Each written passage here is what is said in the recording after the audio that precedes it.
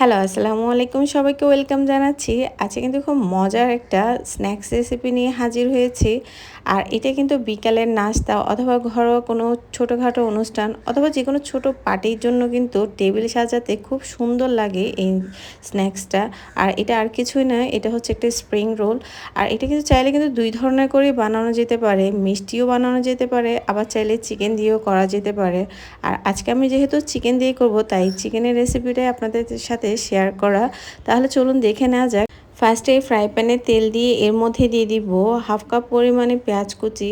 আর পেঁয়াজ কুচিগুলো একটু লাইট ব্রাউন হলে এর সাথে দিয়ে দিব হাফ চা চামচ পরিমাণ রসুন বাটা, আর দিয়ে দিব হাফ চামচ পরিমাণ আদা বাটা।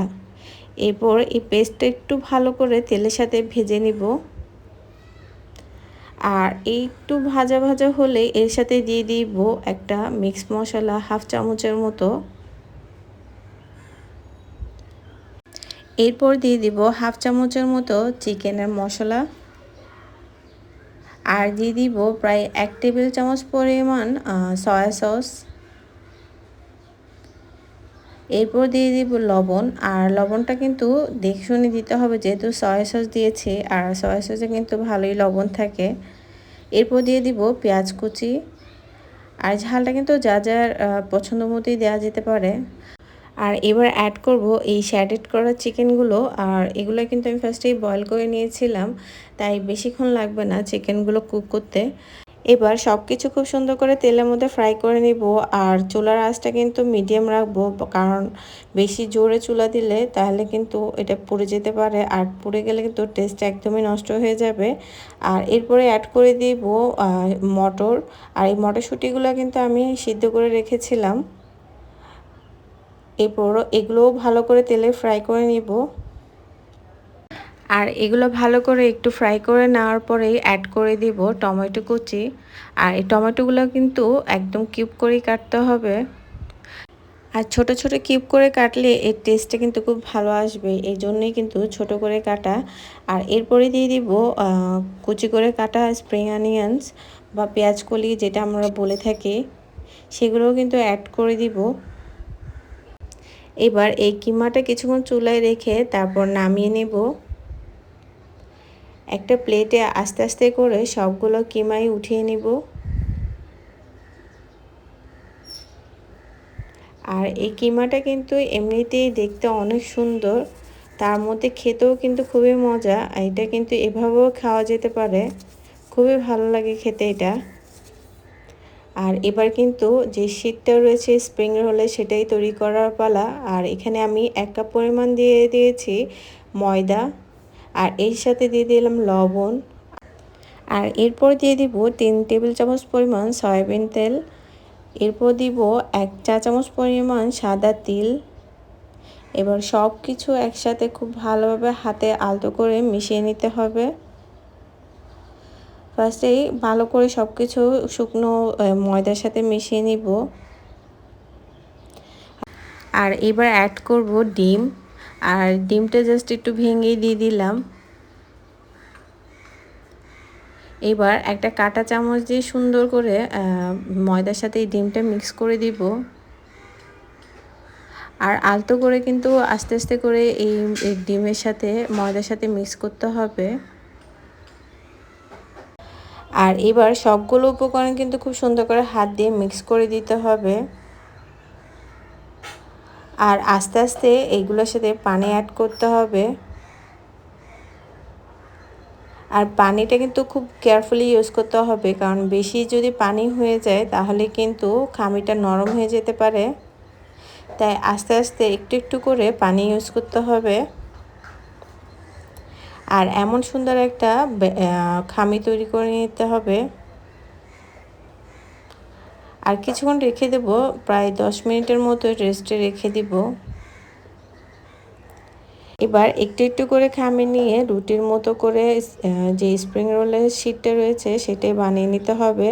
আর শীটটা কিন্তু অবশ্যই পাতলা করতে হবে, কারণ মোটা শীট দিয়ে কখনোই ভালো স্প্রিং রোল হবে না। তাই একদম পাতলা পাতলা করে শীটগুলো তৈরি করতে হবে। আর এভাবে কিন্তু একে একে সবগুলা শিটই তৈরি করে নিতে হবে আর একটু একটু করেই কিন্তু খামে নিতে হবে। এবার রুটির মতোই করে কিন্তু পাতলা পাতলা শিট তৈরি করে নিতে হবে। আমি আবারও বলি যে পাতলা করে বানাতে হবে, কারণ বেশি মোটা শিট দিয়ে কিন্তু সুন্দর হবে না স্প্রিং রোল, আর খেতেও কিন্তু এতটা ভালো লাগবে না।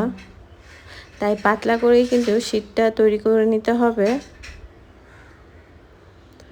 দেখুন আমি কেমন করেছি, এই যে পাতলা একদম শিটটা। এবার কিমাগুলো দিয়ে দিলাম। আর এই কিমাগুলো কিন্তু একটু বেশি করে দিতে হবে, কারণ একটু মিডিয়াম সাইজের বানানো হবে তাই।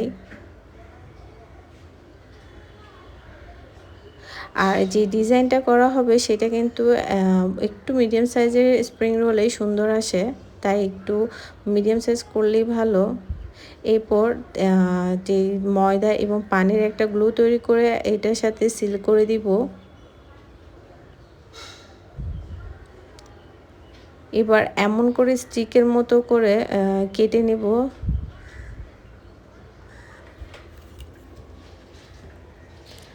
আর এই ডিজাইনটা করার জন্য কিন্তু এভাবে স্টিকের মতোই করে নিতে হবে।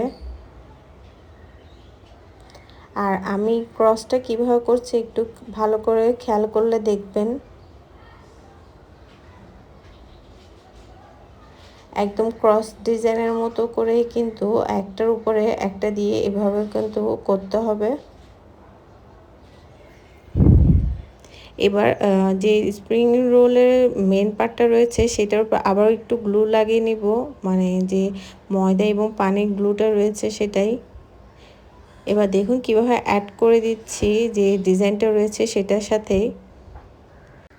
হালকা হালকা করে প্রেসার দিয়ে এইভাবে ডিজাইনটার সাথে যে রোলের মেন পার্টটা রয়েছে সেটা লাগিয়ে নিতে হবে।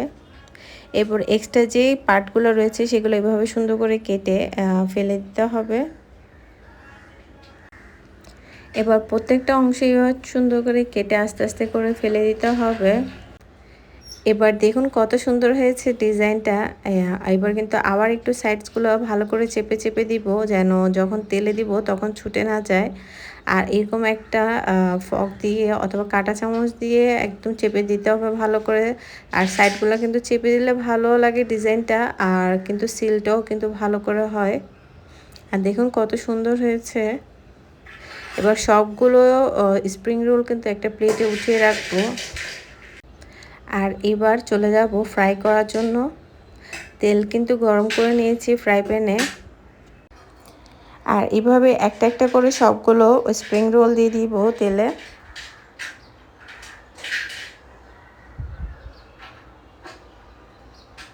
খুব কেয়ারফুলি দিতে হবে, কারণ বেশি তাড়াহুড়ো করলে আবার ভেঙে যেতে পারে অথবা ডিজাইনটা ছুটে যেতে পারে। এরপর আস্তে আস্তে করে মিডিয়াম আঁচে সবগুলো স্প্রিং রোলে ভেজে নিব। আর বেশি কিন্তু জোরে দিলে চুলা তাহলে কিন্তু ভিতরে তেমন ভালো করে হবে না, আর উপর দিয়ে কিন্তু পুড়ে যাওয়ার সম্ভাবনা থাকবে। আর দেখুন প্রত্যেকটা স্প্রিং রোলই খুব সুন্দর করে ফুলেছে, কারণ এগুলো কিন্তু ভিতর দিয়েও খুব ভালো করেই হয়েছে। আর কালারটা দেখুন কত সুন্দর এসছে। এবার প্রত্যেকটা স্প্রিং রোল আস্তে আস্তে করে প্লেটে তুলে নিব।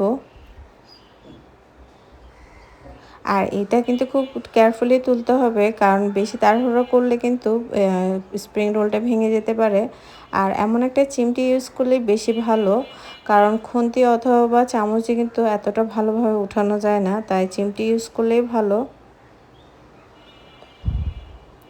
আর দেখুন কতটা সুন্দর লাগছে।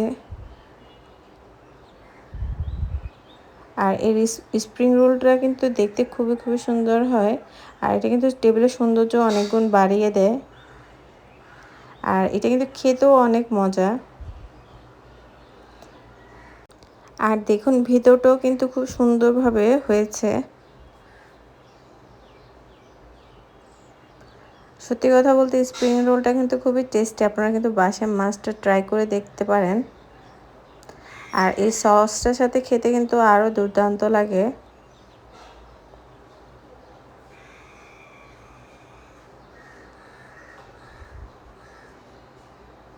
আর গরম গরম কিন্তু খুবই খুবই মজা লাগে খেতে। আর সবাইকে অনেক অনেক থ্যাংক ইউ এতক্ষণ আমার সাথে থাকার জন্য।